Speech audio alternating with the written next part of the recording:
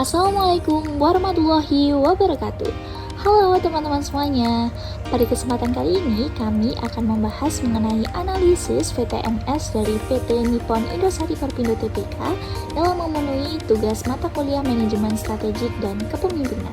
Sebelumnya, perkenalkan kami dari kelompok 8 kelas 2025C. Pada kesempatan ini saya akan menjelaskan cara singkat mengenai profil perusahaan PT Nippon Indosari Korpindo Tbk.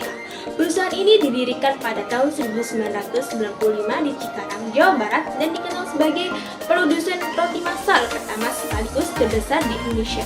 Produk utamanya dipasarkan dengan merek utama yaitu Sari Roti yang saat ini sudah sangat dikenal oleh masyarakat Indonesia dan mudah ditemukan di berbagai toko maupun minimarket terdekat. Seiring dengan perkembangannya perusahaan, PT Nippon Indosari Korpindo Tbk juga melakukan penawaran saham perdana atau IPO pada tahun 2010 di Bursa Efek Indonesia dengan kode saham ROTI atau ROTI. Hingga saat ini, perusahaan ini telah mengoperasikan sekitar 15 pabrik yang tersebar di berbagai wilayah Indonesia serta memiliki lebih dari 100.000 titik distribusi nasional. Perusahaan tersebut menghadapi berbagai tantangan diantaranya seperti persaingan industri roti yang semakin ketat, perubahan daya beli dan selera konsumen, fluktuasi harga bahan baku produksi, hingga produk roti memiliki masa simpan yang terbatas. Nah, solusi untuk menghadapi berbagai tantangan tersebut yaitu diperlukan strategi yang tepat untuk menjaga kinerja dan daya saing yakni dengan menganalisis annual report dari tahun-tahun sebelumnya serta melakukan analisis SWOT dari perusahaan tersebut. Soalnya dalam landasan teori, perusahaan adalah organisasi yang menjalankan kegiatan usaha untuk memperoleh laba, memiliki visi dan misi sebagai arah pencapaian tujuan. Dalam manajemen strategik, perusahaan merancang dan mengevaluasi strategi. Tujuan utamanya adalah menciptakan keunggulan yang kompetitif. Laporan tahunan atau annual report berisikan tentang informasi kinerja perusahaan dalam satu periode, mencakup kinerja keuangan, kegiatan operasional, strategi dan kebijakan perusahaan, serta digunakan sebagai alat evaluasi dan standar dasar analisis strategis. Analisis SWOT digunakan untuk menilai kondisi perusahaan. Faktor internalnya ada strength atau kekuatan, serta weakness atau kelemahan. Faktor eksternalnya ada opportunity atau peluang, serta threats atau ancaman. Membantu perusahaan menentukan strategi yang tepat. Visi dan misi. Visi adalah cita-cita dan arah perusahaan di masa depan, bersifat jangka panjang dan strategis. Misi adalah langkah dan pedoman untuk mencapai visi, bersifat operasional dan aplikatif. Selanjutnya yaitu ada visi dan misi perusahaan. Visi perusahaan ini adalah senantiasa tumbuh dan mempertahankan posisi sebagai perusahaan roti terbesar di Indonesia melalui penetrasi pasar yang luas dan dengan menggunakan jaringan distribusi yang luas untuk menjangkau konsumen di seluruh Indonesia. Sedangkan misi dari perusahaan ini adalah memproduksi dan mendistribusikan beragam produk yang halal, berkualitas tinggi, higienis dan terjangkau bagi seluruh konsumen di Indonesia.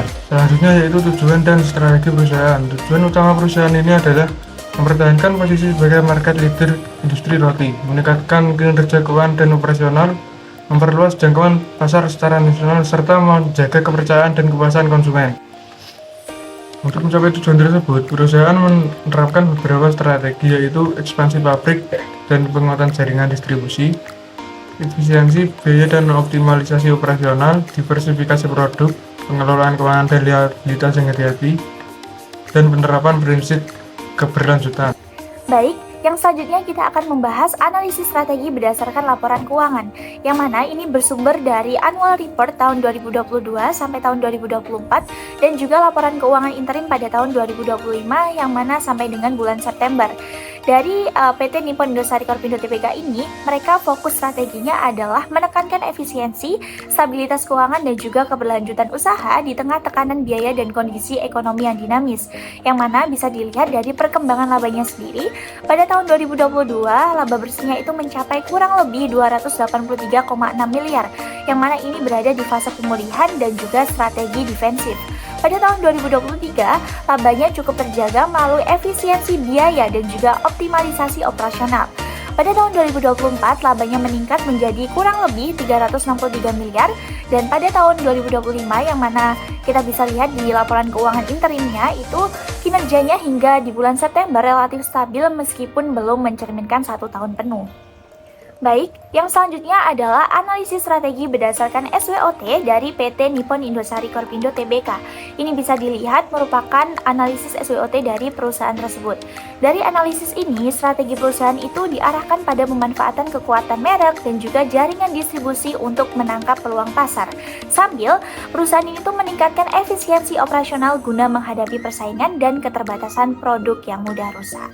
Jadi kesimpulannya berdasarkan analisis annual report 2022 hingga 2024 serta laporan keuangan intern 2025 hingga September, PT Nippon Indosari Corporate Tbk menunjukkan arah strategis yang jelas dan konsisten dalam menghadapi dinamika industri makanan dan minuman, khususnya roti.